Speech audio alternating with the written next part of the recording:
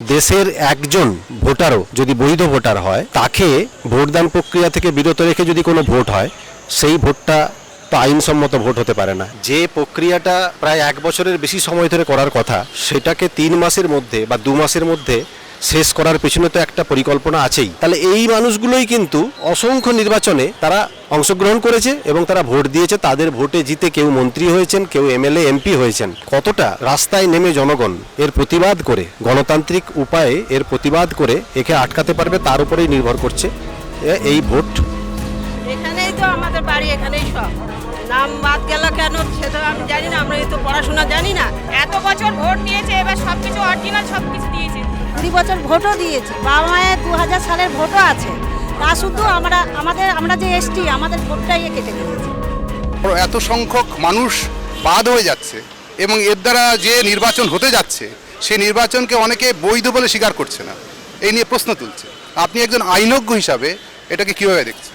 আমি লয়ার হিসাবে এইটুকু বলতে পারি যে দেশের একজন ভোটারও যদি বৈধ ভোটার হয় তাকে ভোটদান প্রক্রিয়া থেকে বিরত রেখে যদি কোনো ভোট হয় সেই ভোটটা তো আইনসম্মত ভোট হতে পারে না, এটা আমি বলতে পারি। দেশের যে পরিস্থিতি, দেশের যে ব্যবস্থা যেভাবে দাঁড় করানো হয়েছে, যে সমস্ত সাংবিধানিক প্রতিষ্ঠানগুলো রয়েছে তাদের যে অ্যাক্টিভিটি, তাতে করে কোথায় বলবেন, বলার জায়গাটা কোথায়, এটা হচ্ছে প্রশ্ন। যে সমস্ত প্রতিষ্ঠানগুলো সংবিধানকে রক্ষা করে সেই প্রতিষ্ঠানগুলোর তাদের নিরপেক্ষতা নিয়েই প্রশ্ন উঠে যাচ্ছে বিভিন্ন জায়গাতে।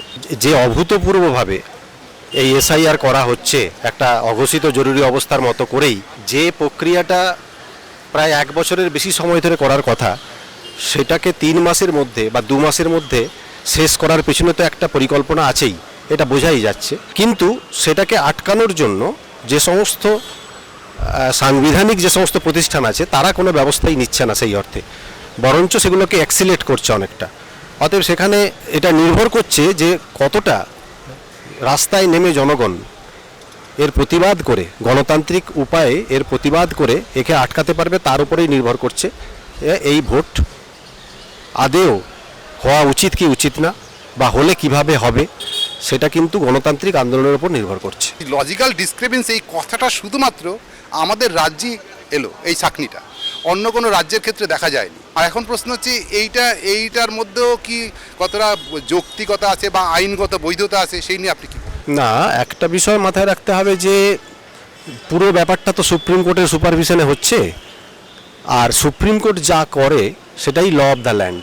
যে বিষয়টা লজিক্যাল ডিসক্রিপেন্সি বলা হচ্ছে, এখানে দেখা গেছে যে আমাদের মতো একটা, ভারতের মতো একটা দেশ, হ্যাঁ, যেটা থার্ড ওয়ার্ল্ড কান্ট্রি, তো অর্থাৎ উন্নয়নশীল দেশ, সেখানে আমি যদি ইউরোপিয়ান কান্ট্রির মতো কথা ভাবতে শুরু করি, এখানে লক্ষ লক্ষ মানুষের এরকম ডিসক্রিপেন্সি আছে, অর্থাৎ বিভিন্ন ডকুমেন্টসে বিভিন্ন রকমের নাম আছে, এটাই হচ্ছে তাদের ডিসক্রিপেন্সি, আর কিছুই না।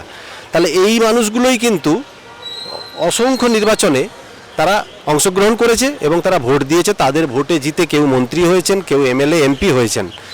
তো তাহলে এটা তো খুব হাস্যকর যে তাদেরকে বাদ দেওয়াটা বৈধ ভোটারকেই বাদ দেওয়ার নামান্তর, আর কিছুই না।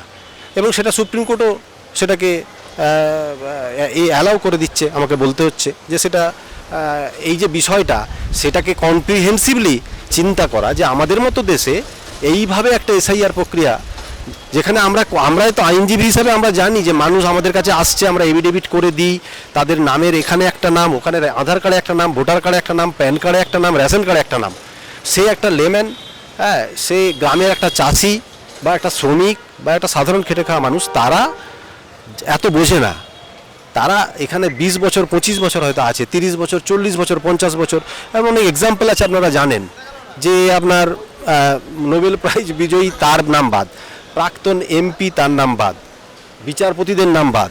তাহলে এই থেকে তো বোঝাই যায়, এটা বলার অপেক্ষা রাখে কি যে এই যে প্রক্রিয়াটা হচ্ছে এটার মধ্যে কতটা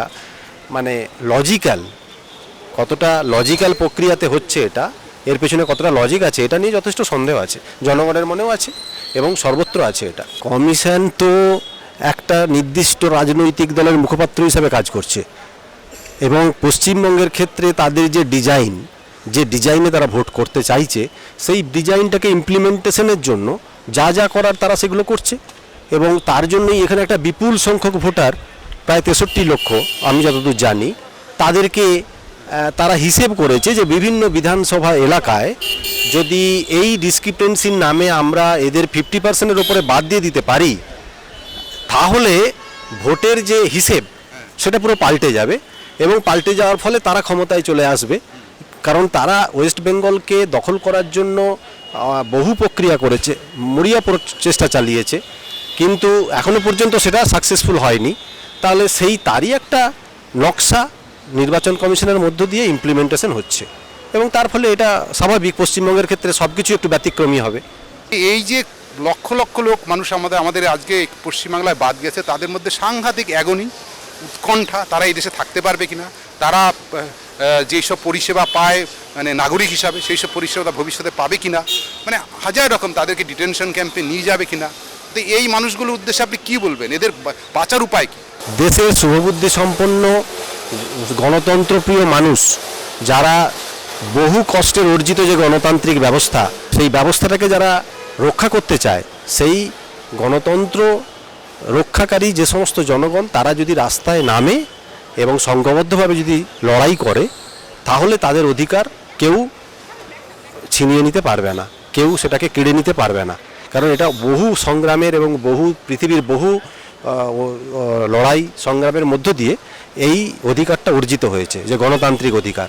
কোনো মানুষকে যেমন তাকে কোনো অপরচুনিটি না দিয়ে যেমন তার রায় ঘোষণা করা যাবে না, তার শাস্তি ঘোষণা করা যাবে না, এখানেও তাই, যে একজনকে তুমি ইনকমপ্লিট রেখে যদি ভোট করো সেটা যেমন একটা অবৈধ ভোট হবে, তেমনি একইভাবে যারা বৈধ ভোটার, যারা এর আগে বহুবার ভোট দিয়েছে, তার উত্তর তো নির্বাচন কমিশন দিতে পারছে না।